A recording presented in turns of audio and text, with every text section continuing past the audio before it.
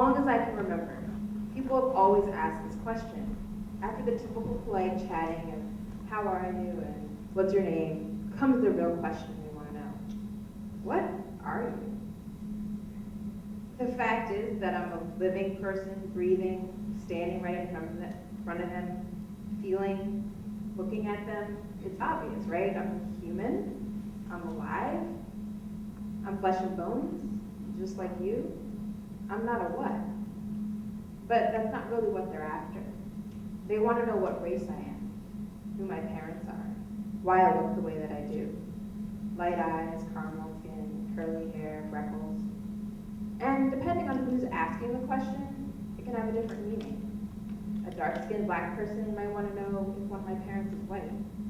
A white person living in a racially homogenous Vermont, where I spent a significant time growing up, wants to know if I tan well, or if I'm a little bit black.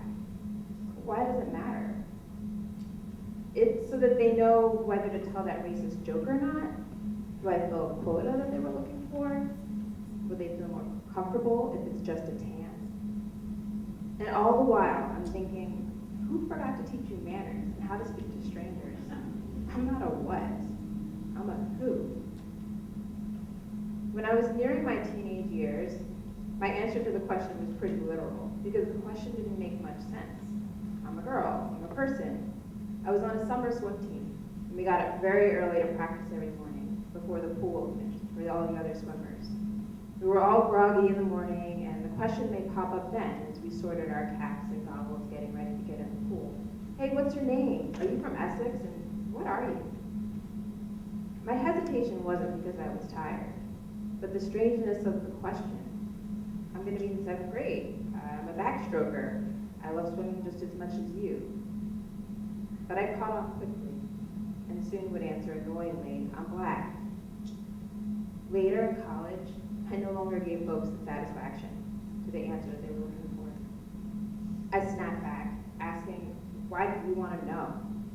And proceeded to have awkward conversations with mostly white folks who really didn't want to talk about the nuances of genetics and race or the offensiveness of their question. But it was already too late, and we were already going there. And the truth is, I am racially ambiguous. And my mom is a dark-skinned Latina, first generation, grandparents from Honduras and Belize. And my father is a light-skinned black man who doesn't know his father.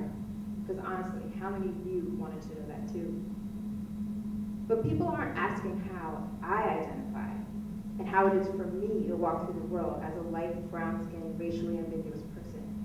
They want to know where to place me, so they know what to say and not to say.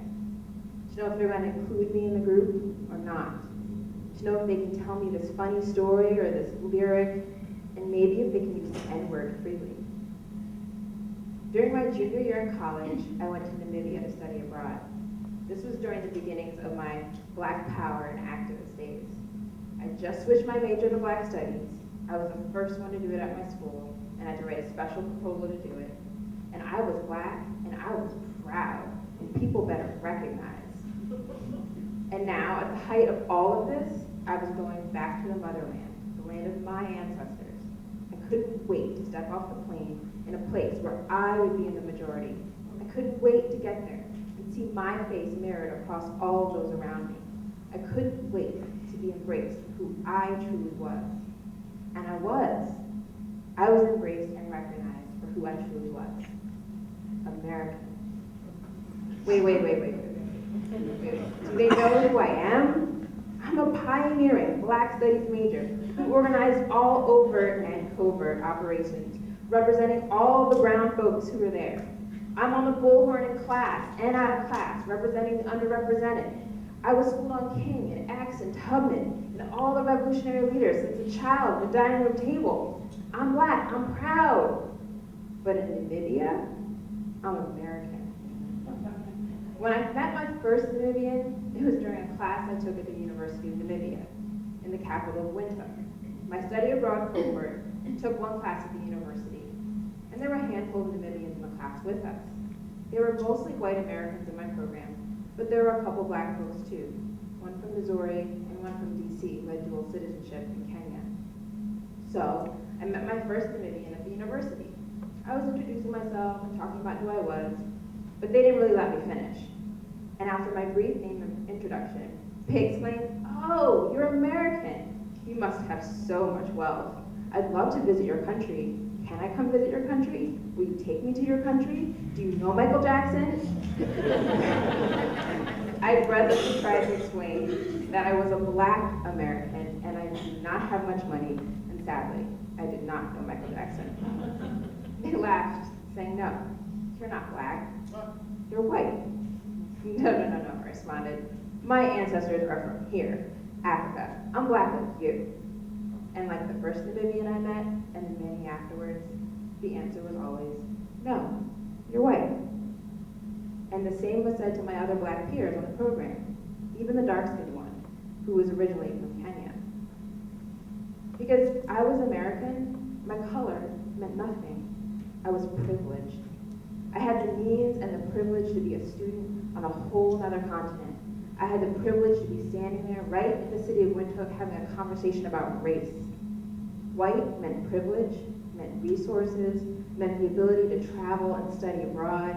It had nothing to do with the actual color of my skin in the eyes of most Namibians. In their eyes, I was white. I was an American. In the country where I seamlessly fit in and practically walked around with folks who looked like my cousins, I was white. I was American. It made my head spin.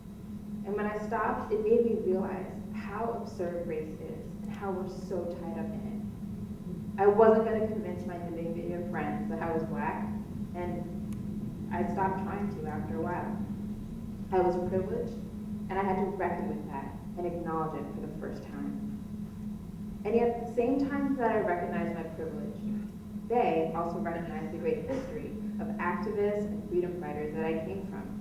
Many of the Namibians knew the great heroes and heroines that I'd been schooled on as a child, and who shared the same complexions of almonds and browns and blue blacks. They also struggled with stereotypes based on their tribal groups.